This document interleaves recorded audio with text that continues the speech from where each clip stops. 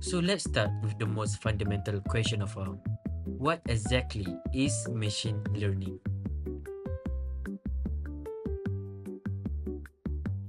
First, machine learning is a subset of artificial intelligence. Think of AI as the broad field of making machines smart. While machine learning is one of the most effective techniques we use to achieve that goal. Second, it works by learning from data. This is the core difference from traditional programming. Instead of writing step-by-step rule, we provide a vast amount of example, like image, text, or numbers, and the algorithms learn the pattern within the data on its own. Finally, the goal is to generalize from that learning. A well-trained model can then make accurate prediction or decision on new unseen data. It's not just memorizing the example it was shown. It's developing a genuine understanding of the underlying patterns. Now, we're gonna enter on how actually does machine learning works. Here's the simple workflow. The first phase, which is data preparation. Machine learning will gather and clean all the data. They collect raw data and actually process it to feature engineering. They're going to select and transform the most relevant input variables for model. Next, they're going to enter the phase of model training. They're going to split the data, divide the data into a training set for learning. Therefore, after that, they're going to train the model. They feed the training data to the algorithm to learn the pattern. After that, they're going to enter a phase of model evaluation. They're going to test the performance, use the unseen test data to assess the model accuracy. Then, they can tune the parameter, adjust the setting to optimize the model predictive power. After that, the last phase actually deployment and monitoring.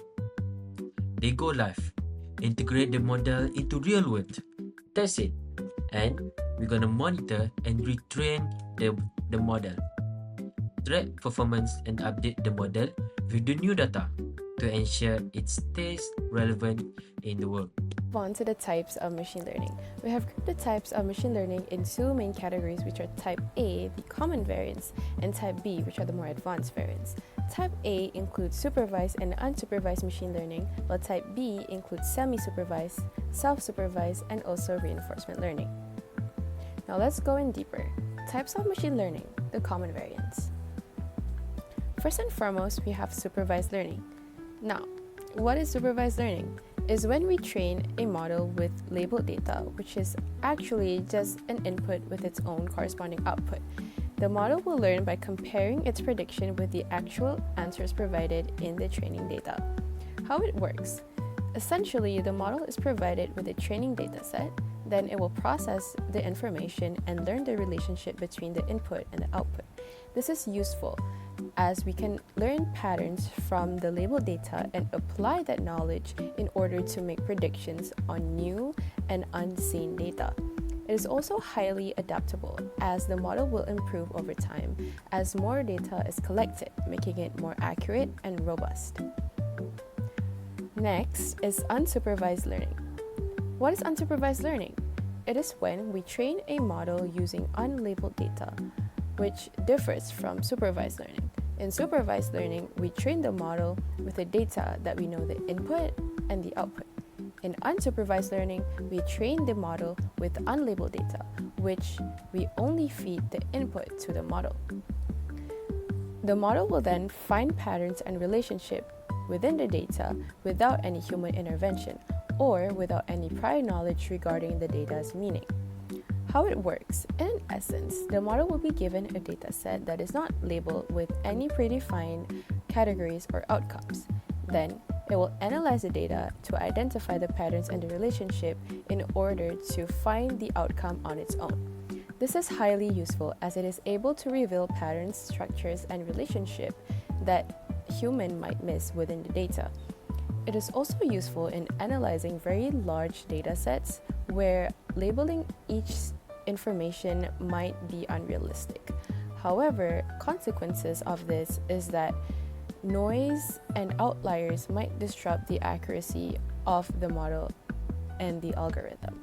It is also highly assumption-based, which might not reflect the actual structure of the data that we provided in the first place. Hello everyone, my name is Divya and I'll be talking about self-supervised learning.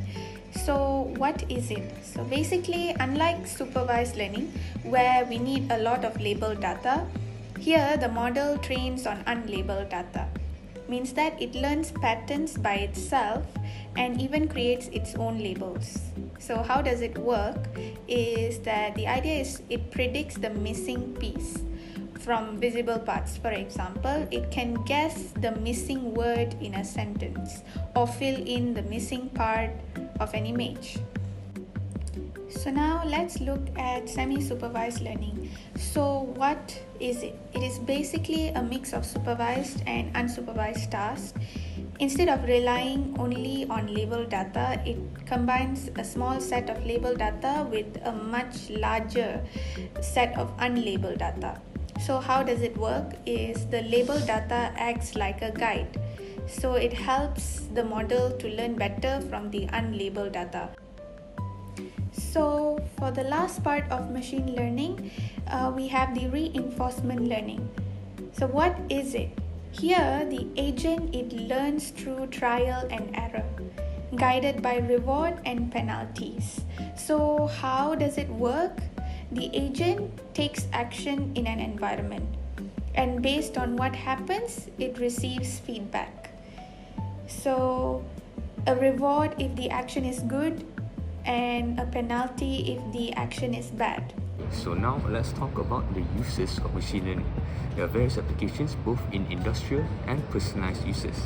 Now first, we can see in industries such as education, where used as personal tutoring. In medication, we can see it used for medical transcription and summarization. In manufacturing, we can also see it used for documentation and manuals.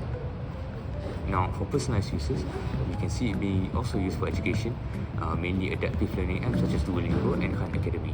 We can also see it being used in smart personal assistants such as Siri and Alexa. Now, we must also question the future of machine learning. Now, first we must take into consideration the goals, benefits, and the growth that it provides. First of all, for goals, machine learning strives to achieve greater general intelligence. For benefits, we can see a greater focus on sustainable and greener tech. And for growth of industries, we can see in various industries such as healthcare and finance. Now, in conclusion, there are mainly 5 types of machine learning, that is supervised, unsupervised, self-supervised, semi-supervised, and reinforced machine learning. Machine learning has brought many benefits to industries and personal use cases, even though it's in its relatively infancy. In the future, machine learning promises to help further improve society and daily life. Thank you. That's all from our group.